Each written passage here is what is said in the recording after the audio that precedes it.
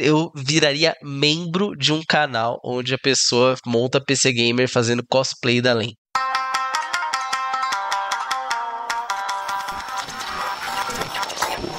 Você está ouvindo o Canshow, o podcast que transcende a realidade.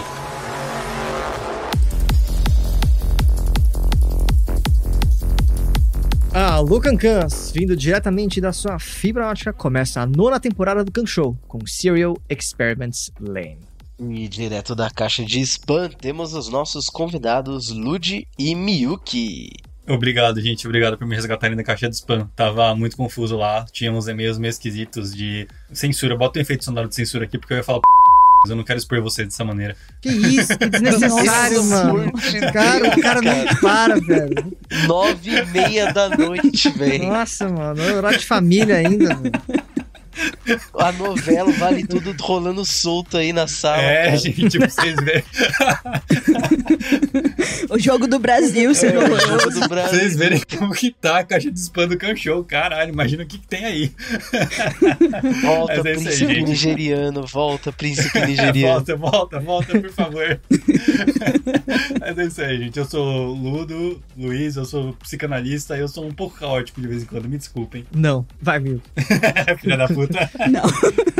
Me segue lá no Instagram, tá? ldante.psi, desculpa, Milk, vai lá. Oi, gente, tudo bem? Eu acho que também fui resgatada da caixa de spam. Acho que tem alguns golpes do INSS, inclusive. Sua remessa está retida na alfândega, Milk. Exatamente. Pague agora em apoia.se/Canshow Podcast que vai liberar a sua entrega. Eu vou enviar o almirante pra retirar pra mim lá, mas enfim. Oi, pessoal, aqui é Miu, eu faço o podcast Not So Kawaii, embora esteja em atos indefinido, e vocês podem encontrar os nossos trabalhos também nos principais tocadores de podcasts e como também no Instagram, no @NSKawaiiPodcast. Resgatada só foi a Miyuki, né, da caixa de spam, porque o Lud fugiu da caixa de spam, né? Exato.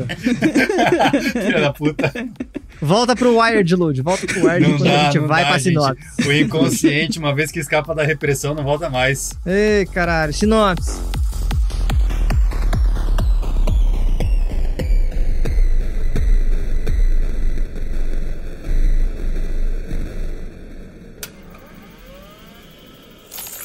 Camada 3, CK.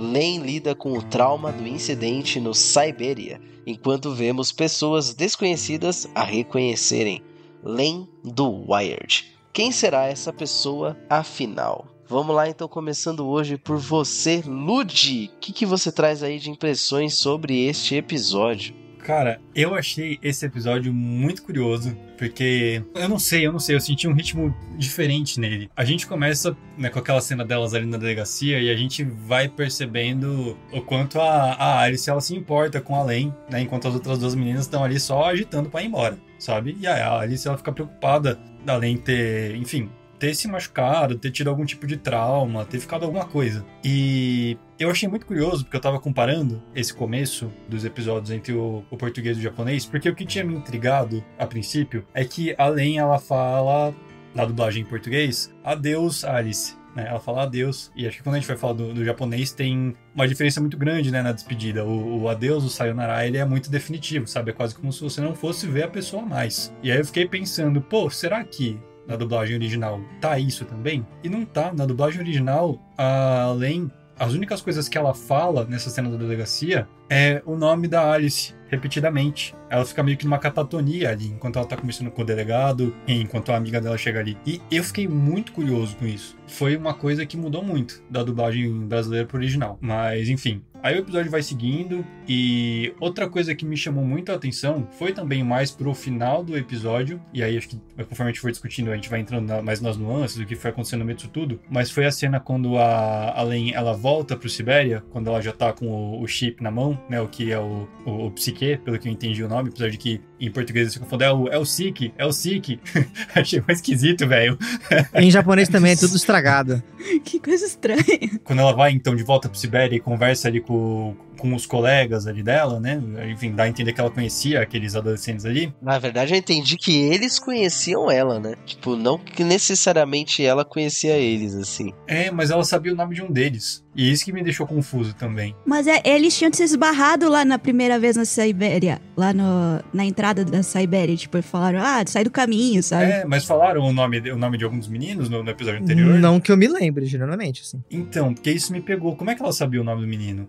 Mas não foi só isso. Chamada, né? Todo dia na escola. Fulano. Mas então, isso me pega porque, na hora que ela tá conversando com esse menino em específico, ela fica constantemente olhando pro de camisa verde. Ela não tá olhando pro de camisa preta de brinquinho que tá trocando ideia com ela ali, que tá explicando pra ela sobre o que é o psique. O de camisa verde, que inclusive tem uma carinha de Shinji que me deixou com medo. Tem uma carinha de incel, aquele filho da puta, sim. O que tá em cima dela?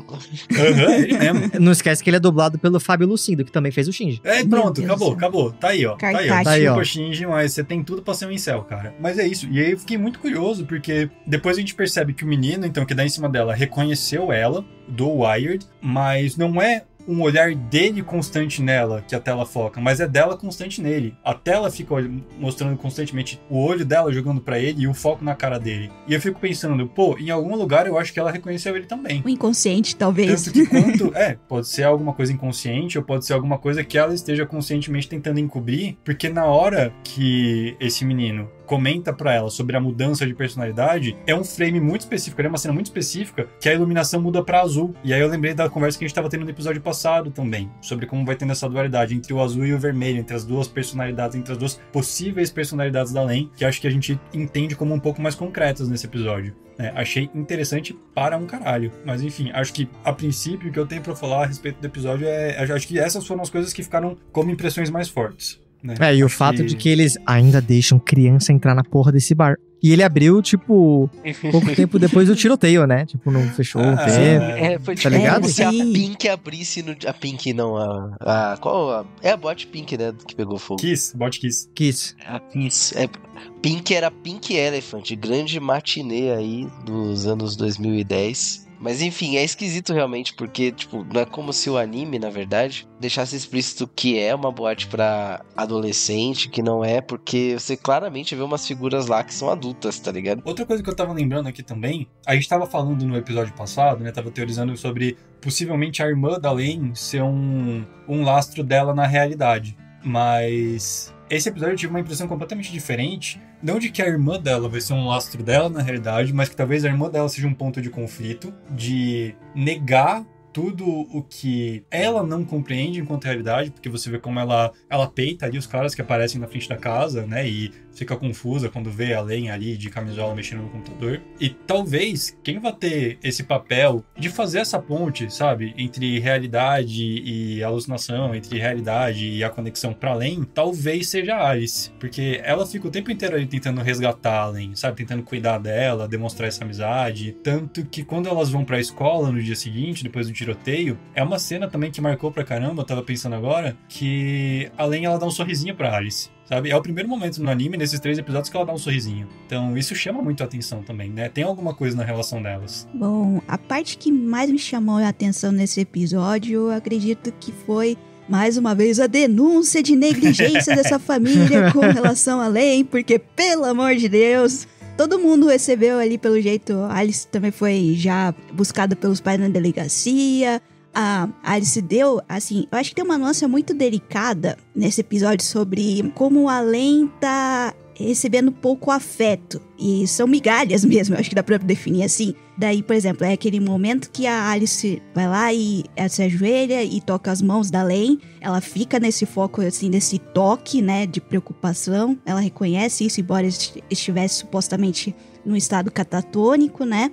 E aí, no momento que ela volta pra casa, dá aquele foco, assim, as casas estão todas iluminadas no caminho. Então, não parece que é um horário muito, assim, adentrando a noite e tal, né? Não parece uma madrugada ainda. E aí, ela chega em casa, tá tudo escuro, não tem ninguém. Que absurdo que é isso. Pode ser que alguém tenha feito aí um problema, assim, de agenda, né? Todo mundo tinha compromisso em casa e ela saiu sem avisar também, né? Pode acontecer isso também. Mas depois... por exemplo, depois de ter essa cena toda deprimente percorrendo a casa sem ter ninguém, ela adormece na frente do nave, acorda de madrugada, continua não tendo gente e também ninguém deu falta, nada. E aí parte pro dia seguinte que, pelo amor de Deus, campanha, vamos fazer uma vaquinha para a cortina da Len, porque, pelo amor de Deus, que lugar iluminado quando você acorda e quando você dorme, porque tem um poste de luz na frente, coisa horrorosa. E é horrível. E aí, todo mundo acorda como se nada tivesse acontecido, a mãe até dá um shade assim, nossa, você não tem vergonha de ficar acordando atrasado, né? Tudo que ela não merece ouvir, né? E aí, antes disso acontecer, né, que é o momento que a Len desliga, por exemplo, a nave, eu acho muito, assim, migalha de realmente, assim, miserável, porque a única coisa que dá uma boa noite pra ela dormir é um computador. É uma coisa horrorosa, assim, pra uma criança, sabe? Eu peguei a mesma coisa, sério. Ela olhou de volta, tipo, você disse boa noite? Meu Deus, eu te amo. Sobe a trilha do Chaves abandonado da vila, sabe? É muito triste, cara.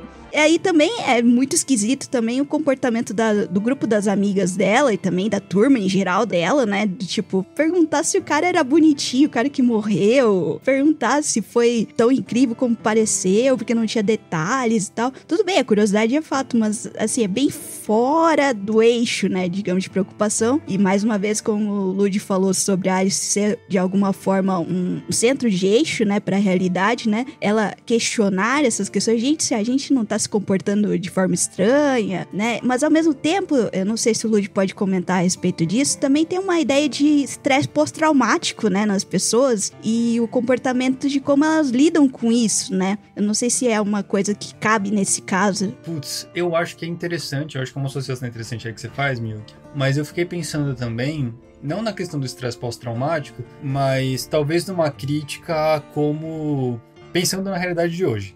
Tá? Não talvez no que era ali em 98, né, quando o anime foi lançado, mas pensando em hoje, a forma como a gente lida com essas notícias de catástrofes, sabe? Eu fico até pensando, talvez se não era assim na época, não considerando rede social, mas considerando talvez notícia em TV, de olhar pro... Pô, lembra daquele caso do King, do Discord, por exemplo, né? Aquele moleque incelzinho de merda, que fez, enfim, pornografia e porno vingança e o caralho 4. De ficar reparando na aparência do cara, sabe? E de ficar falando, que não sei o quê, que ele parece fulano de tal, que ele é bonitinho, que ele é esquisitão. E, porra, e todas as merdas que estão envolvidas ali, sabe? E o fato do cara ter se matado, o fato do cara ter matado alguém, né? Isso vai se perdendo. A gente vai transformando o transtorno em espetáculo, né? Vai transformando a tragédia em espetáculo. E isso a gente vai vendo que é algo, então, que não é tão atual, né? Na realidade, acho que é uma crítica muito interessante que acontece em Len, mas se a gente for observando, a espetacularização da tragédia é uma parada que acontece desde muito tempo, né? A gente vai vendo... os próprios fenômenos de como as guerras vão se propagando, né? A gente vai pensando no fenômeno da Primeira e Segunda Guerra Mundial e a propaganda das guerras, tudo muito em cima da glorificação de nações e demonstrações de forças através da espetacularização das tragédias, vidas sendo perdidas e o escambau todo. Não sei se eu fui um pouco longe demais aqui, mas penso um pouco nisso também. Mas sim, acho que a gente pode pensar também numa relação com um transtorno de estresse pós-traumático, não talvez esse diagnóstico em específico, mas talvez essa espetacularização como um mecanismo de defesa de negar a realidade, sabe? De negar a sua experiência de ter vivenciado algo que é extremamente violento, quando a gente considera adolescentes de 14 anos de idade ainda por cima, e pensar no que elas conseguem se prender no meio daquilo que amenize a questão. Vocês tocaram em 2 pontos que pra mim foram, assim, o que eu mais achei interessante nesse episódio. Primeiro que a Miyuki citou essa questão, né, do computador ser a coisa que dá boa noite pra Len. Eu acho que o episódio explora um pouco como a interação com a persona, nesse representamento da realidade que é a internet, faz parecer que o espaço virtual fosse mais concreto do que o real. Só que isso não é de graça, porque a despeito da existência da internet, aqui chamada Wired, se vive, não só em Len, mas como dos anos 90 pra cá, um desgaste das relações sociais, independente, acho que do grau, assim, de amizade, família, que vão ficando cada vez mais impessoais, né? Eu acho que a intensificação com que as relações na internet se mostram, assim, se fazem parecer mais reais do que as, entre aspas, assim, chamadas relações reais, é um pouco decorrente disso, sabe? Aí o outro ponto que o Lud tocou sobre essa questão do espetáculo, né, com a morte, sobre comentar isso, sobre comentar o que elas viveram ontem, mas com um certo distanciamento, né? Eu acho que tem um germe de discussão aí sobre... É que tem um livro, eu tô tentando lembrar, por isso que tá difícil aqui. Acho que é Diante da Dor dos Outros, da Susan Sontag. Não lembro se é esse exatamente o nome.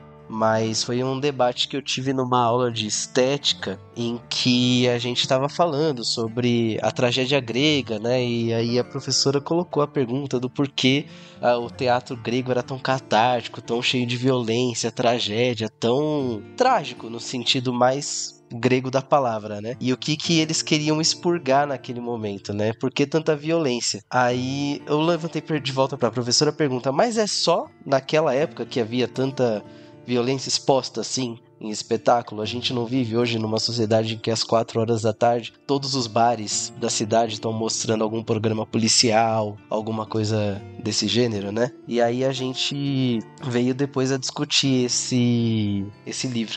Eu acho que fica de recomendação, até tô interessado em reler. Ele vai falar um pouquinho sobre como a grande reprodução de imagens, de sofrimento, de guerras, como a própria Guerra do Vietnã, né? Que foi o primeiro massacre televisionado que foi exposto, né, que a humanidade foi exposto, mudou a percepção das pessoas para com a questão da violência. E eu acho que tem um pouquinho dessa discussão nesse episódio, sim. Outra coisa que eu fiquei pensando aqui foi em como em cima disso, então, né? Esse é o momento em que a gente vê a Alice puxando a gente pra realidade e talvez entrando no papel que a gente esteja ali enquanto espectador, né? De estranhar mesmo esse distanciamento. Ela questiona as amigas, né, ali. Isso tudo conversa muito, inclusive, com a psicanálise, e acho que é muito interessante, inclusive porque o nome desse episódio é Psique. E psique é o que a gente estuda na psicanálise, né? O inconsciente, é o mundo psíquico. Eu, pelo menos, vou enxergando muito em Len um paralelo entre o que é o mundo psíquico e o que é esse mundo wired, talvez, né? Da conexão. Enfim, o que acontece ali. Porque, falando assim muito a grosso modo, o nosso aparelho mental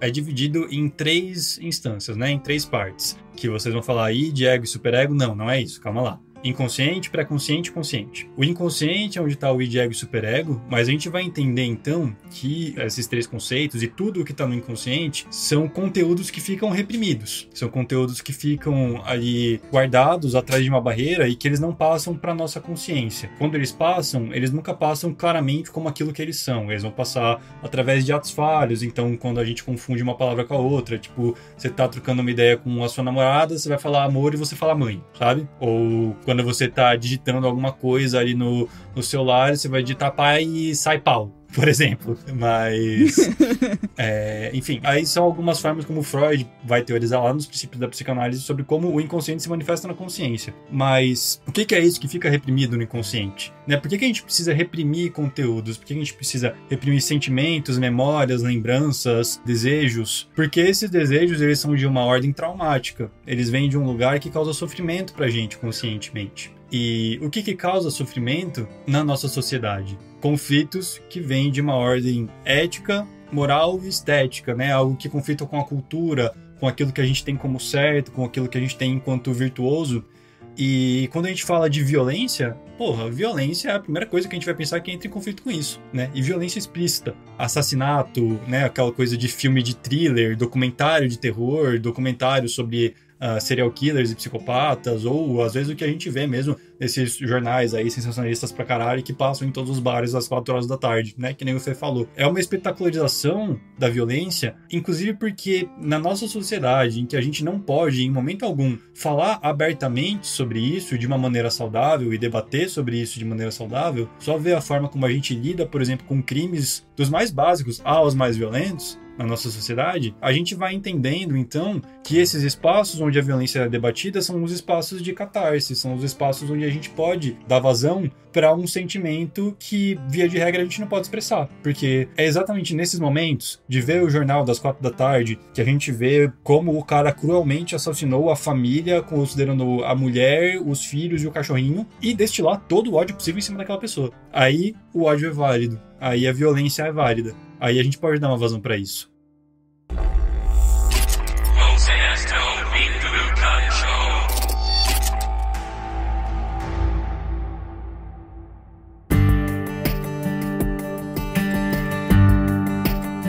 Os pontos que vocês trouxeram são totalmente os pontos que eu ia trazer também, mas tem um lado, um ângulo que eu queria trazer também que corrobora perfeitamente com tudo que vocês trouxeram, né? Tanto a questão da espetacularização de todo o desastre, eu acho que esse pra mim é o ponto alto desse episódio, quanto a questão da solidão da Len, né? São coisas visualmente bem representadas, especialmente a questão da Len e a sua vivência, né? Eu vejo nela muito ainda aquilo que eu tava mencionando no outro episódio, da dualidade. Então, todas as vezes que ela tá iluminada por uma luz, é sempre metade do rosto, sabe? Sempre tem filetes em que deixa ela dividida no meio. E aí, o que mais me pegou é toda a construção dela sair da delegacia sozinha, os pais não atenderem, os policiais deixarem ela na porta de casa, a Alice teve que ir porque os pais chamaram, e aí ela entra na casa, um completo silêncio, tudo escuro, não tinha nada. A única coisa que dá uma luz pra ela é quando ela entra no quarto dela e tá ali o computador, a nave dela, esperando alguma coisa. Aparentemente há uma nova mensagem, mas a gente não lê muito sobre isso.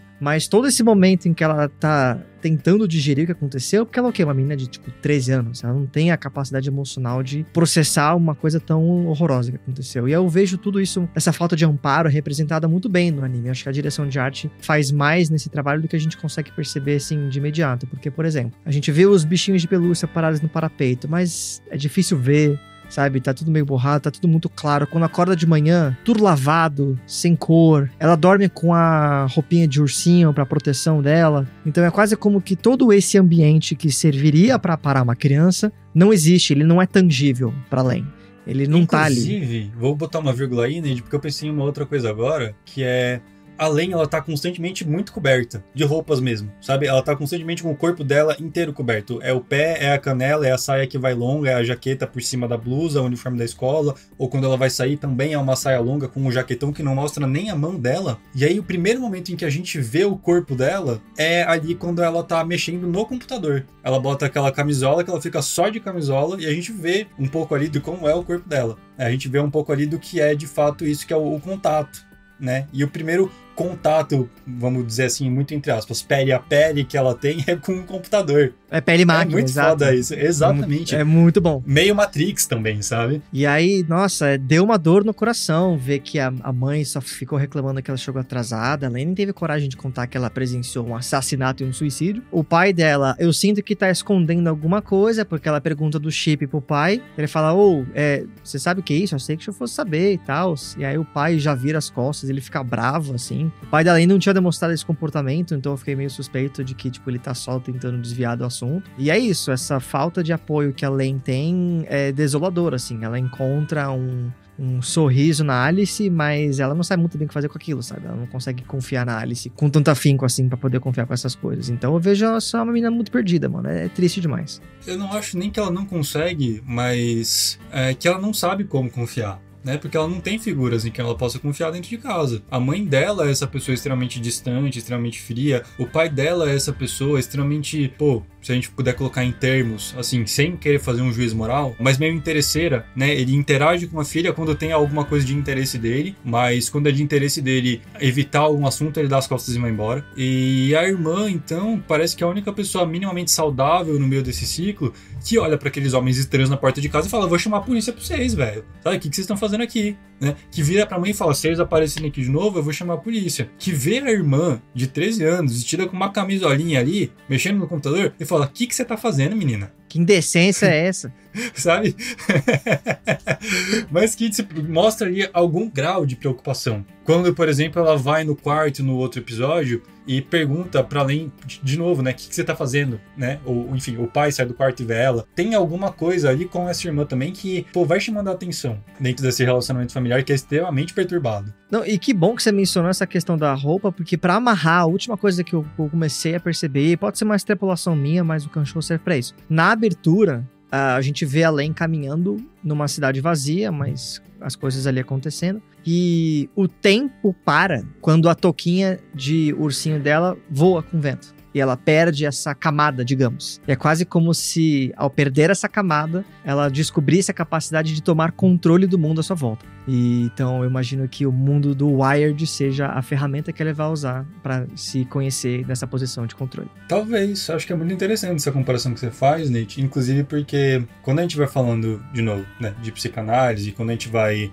pensando em como a gente vai se estruturando enquanto pessoa mesmo, a gente tem que pensar que isso vai acontecendo desde muito pequeno, né? Desde o primeiro momento que a gente toma ali algum grau de consciência, talvez nos últimos meses de gestação até no último dia da nossa vida, a gente tem que considerar que a gente está ali em constante formação, porque os eventos vão acontecendo e a gente vai sendo afetado em algum grau. E o primeiro contato pele a pele que a gente tem, via de regra, né? Lógico que não é assim em todos os casos, mas o primeiro contato pele a pele que a gente tem é com a mãe. É numa demonstração ali de afeto através do abraço que a mãe dá depois que ela pare a criança, ou no contato do bebê com o seio quando vai mamar. E isso vai sendo constituinte para a formação dele de se entender enquanto um indivíduo, de reconhecer o seu corpo, reconhecer o corpo do outro e ir conseguindo fazer essa separação. E além, quando a gente vai fazendo essa leitura, então, de uma mãe distante, de um pai que é meio ausente também, que é uma figura meio esquisita. Eu, pelo menos, fico me perguntando ali, pô, gostaria de pensar mais como que se deu toda a infância dela, né? De entender como que chegou no ponto que tá agora. Da gente ter essa menina que é muito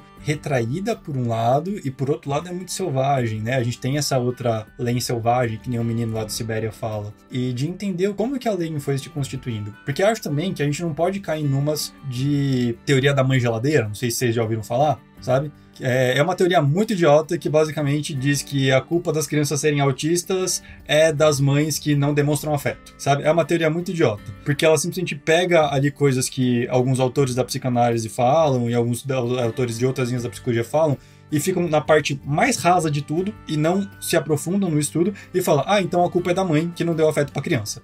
Não, a gente tem que entender tudo o que tem de contexto por trás de como essa relação mãe-bebê, pai, mãe-bebê foi se dando para que chegue no ponto que chegou. E quando a gente vai falando, então, da Len podendo tirar a roupa e ter um contato com o mundo, ter um contato pele-máquina, pele-mundo, pele-pele, é como se, assim, tá? Metáforas psicanalistas que quem faz curso de psicanálise muito provavelmente já ouviu, quem não é desse mundinho vai ouvir pela primeira vez agora e talvez ache meio bizarro, mas é como se a roupa fosse meio que uma placenta, sabe, em volta do bebê, que precisa ser retirada para que o bebê tenha então esse primeiro contato. É como se fosse a casca do ovo, sabe? Precisa tirar a casca do ovo para o pintinho poder nascer. Senão, como que ele vai ficar para sempre dentro do ovo? Ele não vai ter um contato com o mundo. Ele não vai ter um contato real. Então a gente vê isso, né, da Len colocar ali a camisola para mexer no computador, ou na abertura, quando a gente vê a touquinha dela saindo, né, o ursinho, aquela camada ali de pele, da coisinha fofinha, pura talvez, saindo, e o tempo para, como, né, o Neide falou, como se ela pudesse finalmente assumir o controle de alguma coisa. Porra, eu acho que isso é simbólico para caralho. E você corta pro encerramento e ela nua, assim, abraçada aos cabos, né, e não é pior ainda. É muito simbólico, cara. E, ao mesmo tempo, eu penso que eu não sou, de novo, não sou um grande estudioso de cultura japonesa. Eu acho que a gente tem aí antropólogos brasileiros que estudam cultura do Japão de uma forma muito mais interessante, que talvez a gente possa dar uma pesquisada para trazer, enfim, de pauta em outros episódios. Mas como a gente tem esse estereótipo, né, do povo japonês como um povo extremamente reprimido. E como a gente vai vendo, cara, em muitos animes que se tornam fenômenos na cultura popular, e desculpa, Fê, a gente falou que não ia falar de Evangelion, mas é inevitável. Comparações de animes com a teoria psicanalítica. Evangelion é um anime que você vai chegar pra qualquer psicólogo otaku e o cara vai falar, é a psicanálise pura, sabe? E a gente vai vendo isso também de novo além. E a gente vai vendo esse estereótipo entre os dois personagens de serem crianças extremamente reprimidas, sabe? De serem crianças que são constantemente podadas, que têm ali figuras parentais muito complexadas. Então, o que se dá nessa relação, por exemplo, entre o Shinji e o pai, e entre o Shinji e a mãe, o mecha lá dele, a Eva 01, e entre a Len e o pai, a Len e a mãe? Não, porque eu tava dando uma refletida aqui e na época que eu comecei a estudar japonês, eu acompanhava muito um cara que tem um canal no YouTube. Ele é japonês e gosta de sociologia e de vez em quando embarca nos estudos de sociologia japonesa, né? Ele falava muito sobre as marcas do Bushido que ainda são presentes na sociedade,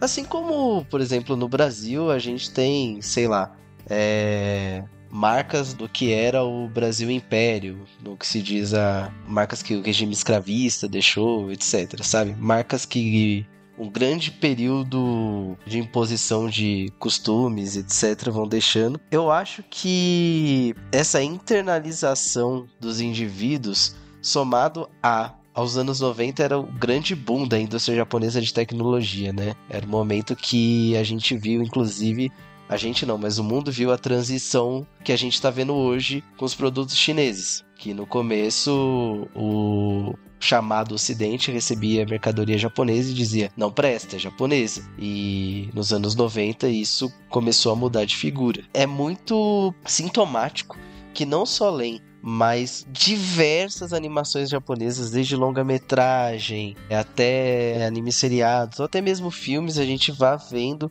essa exploração de qual seria a consequência, né, dessa hiperconexão, desse hiperavanço tecnológico e uma relação cada vez mais concreta de seres humanos com tecnologias, enquanto a gente vive numa sociedade em que as relações sociais estão cada vez mais desgastadas, né?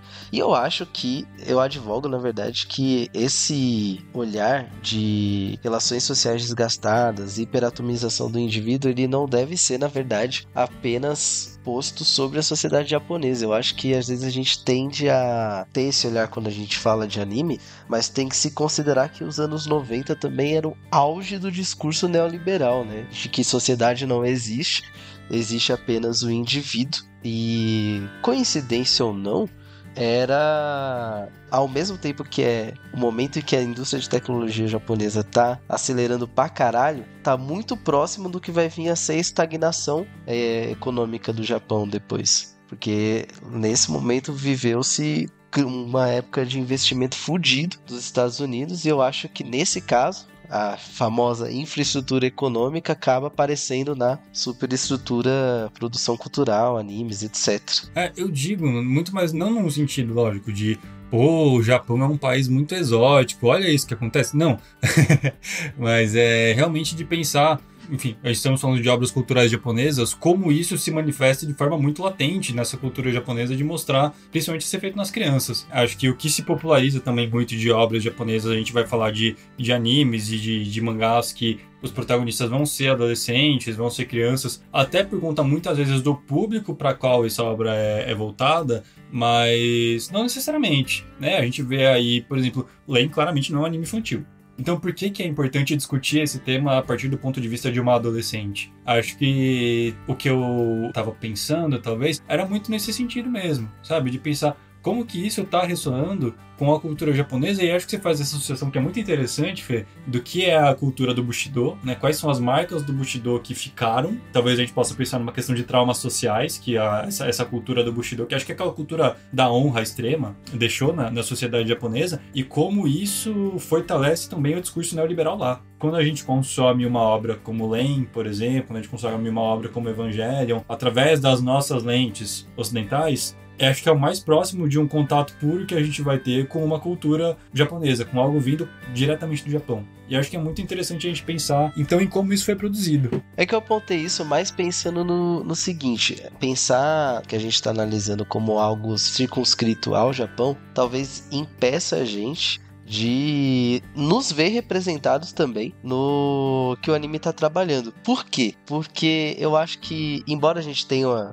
algumas disparidades de idades aqui, acho que todo mundo se desenvolveu entre adolescência e fase adulta, pelo menos, no mesmo ascenso tecnológico aqui no Brasil. Que no Brasil, pelas condições, né, de periferia do sistema capitalista, a gente recebeu esses avanços depois, mas eu não consigo distinguir em que momento da minha vida tecnologia e essa hiperconexão que a internet propicia passou a ser algo, faz quase parte de mim, sabe?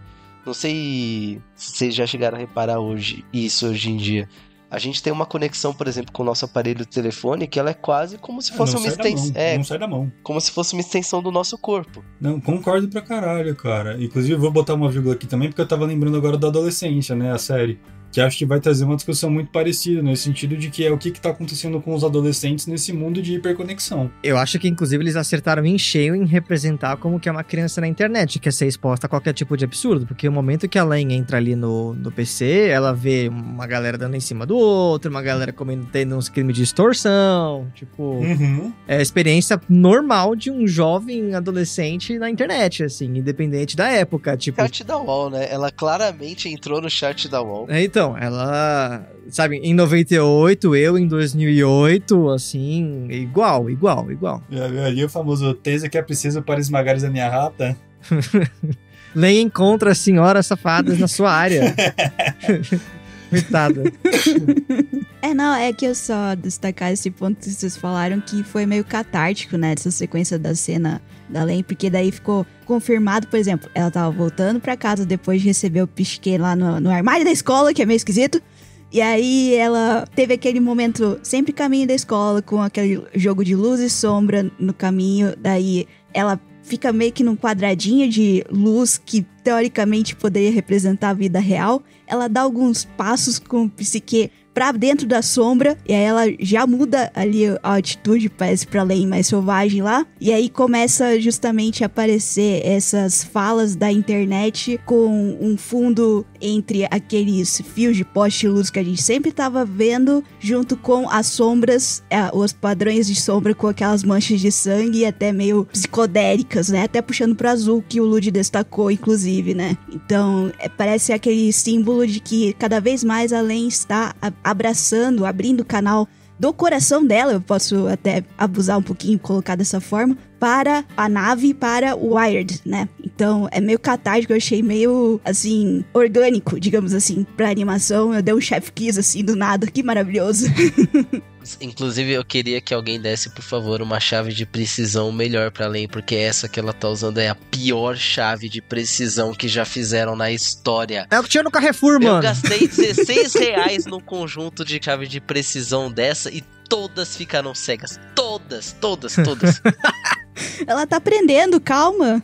Não, calma com além dela não prestar, a minha digital foi embora de tanta força que eu fazia na parte de fricção pra poder girar a porra do parafuso. Revelado, Len, próxima apresentadora do canal Adrenaline BR.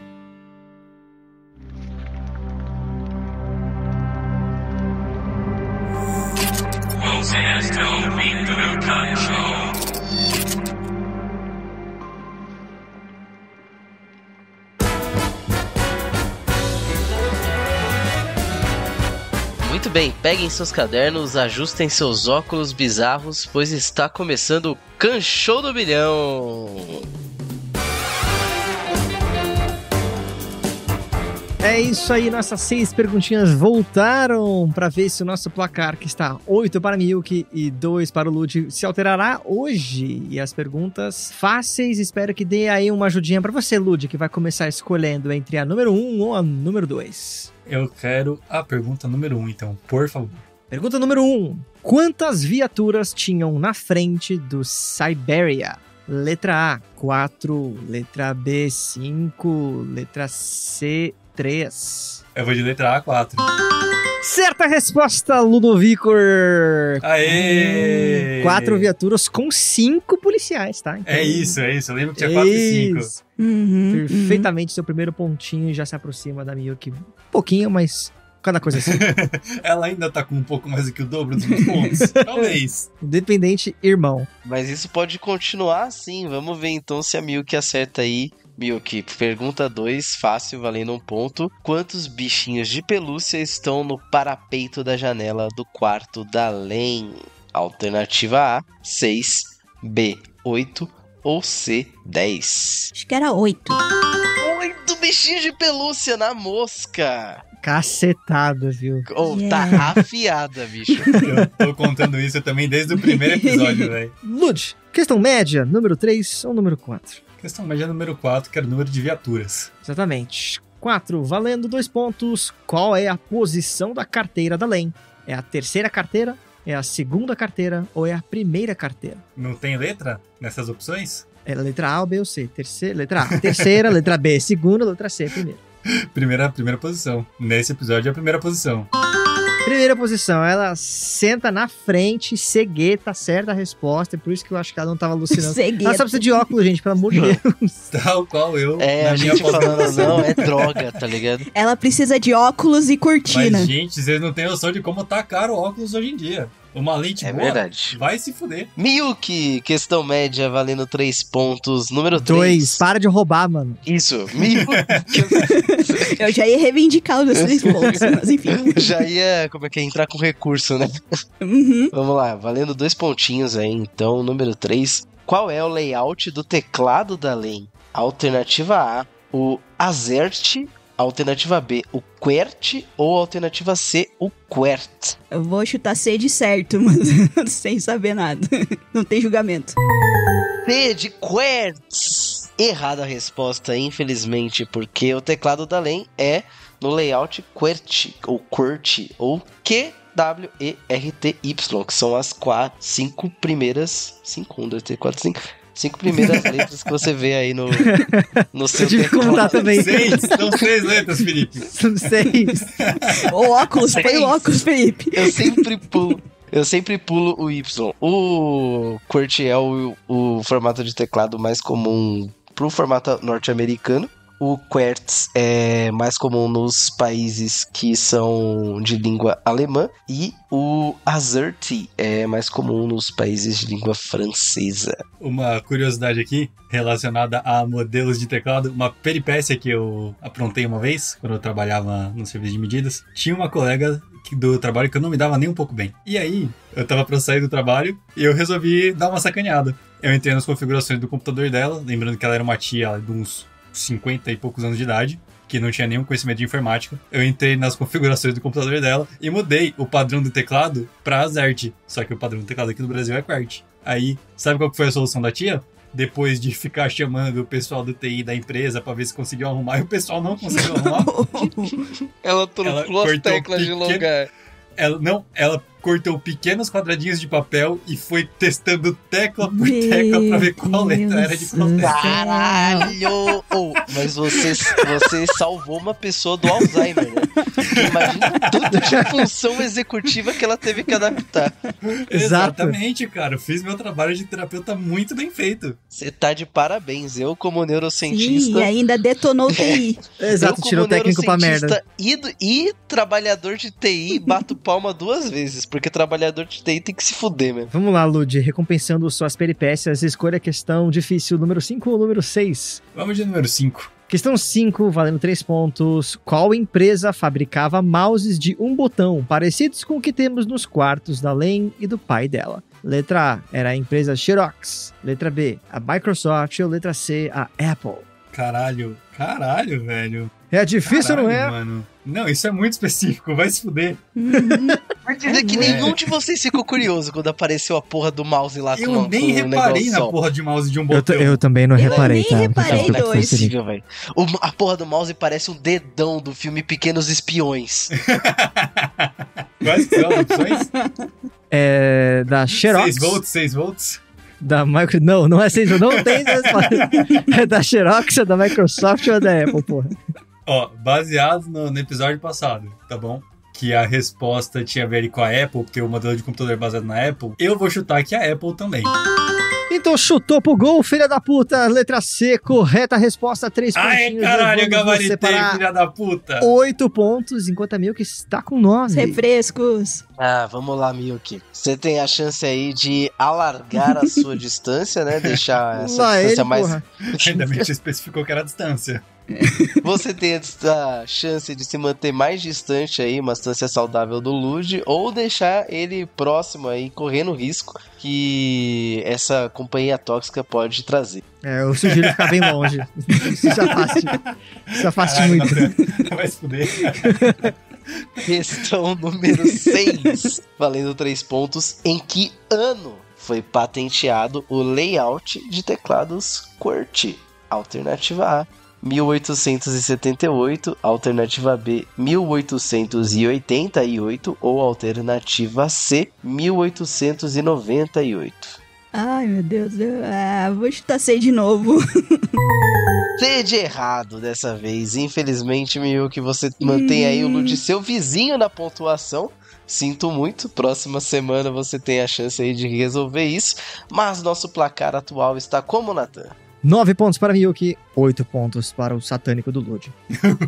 Qual que era a resposta certa, perdão? Desculpa, a resposta certa é 1878. É porque o layout ele foi Rapaz. patenteado na época das máquinas de escrever, né? Então ele foi transplantado da máquina de escrever para o computador. Inclusive a tecla Shift que a gente tem no computador hoje é uma herança de uma solução que mudava as teclas da máquina de escrever também.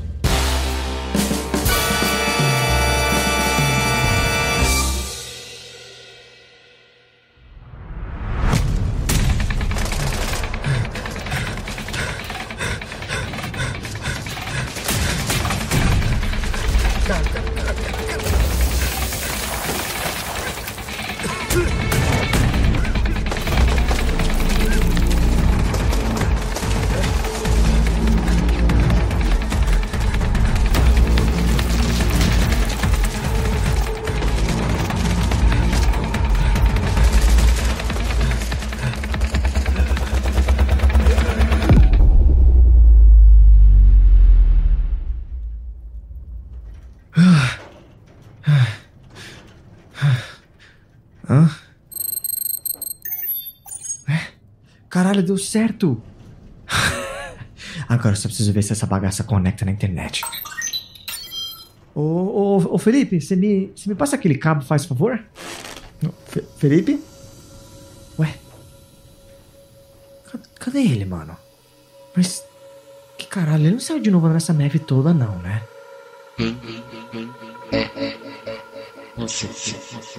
Hã? Felipe, você tá aí? Você. Eu não... Acorde. Não... Eu preciso seguir o Kanshou nas redes sociais em @KanshouPodcast. Eu quero também dar uma moral pra eles em apoia.se/KanshouPodcast, porque além de participar do grupo secreto, vai que eu ganho algum dos sorteios da temporada. E não se esqueça, hein, de ver o próximo episódio de Len. Não importa em que rede, pois nós estaremos lá.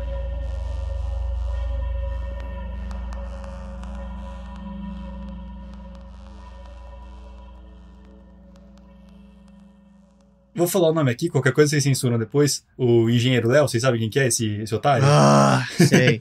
Ele refutando o José Kobori, falando que a China não vende carros elétricos pro Japão, porque o povo japonês desconfiou que tem alguma coisa de errado no carro chinês. Nossa, não, essa piada do Xing Ling é quebrado, mano, já tem 20 anos, pelo menos. Passou já, Caralho, gente, pelo velho. amor... Deu. Deu, chega.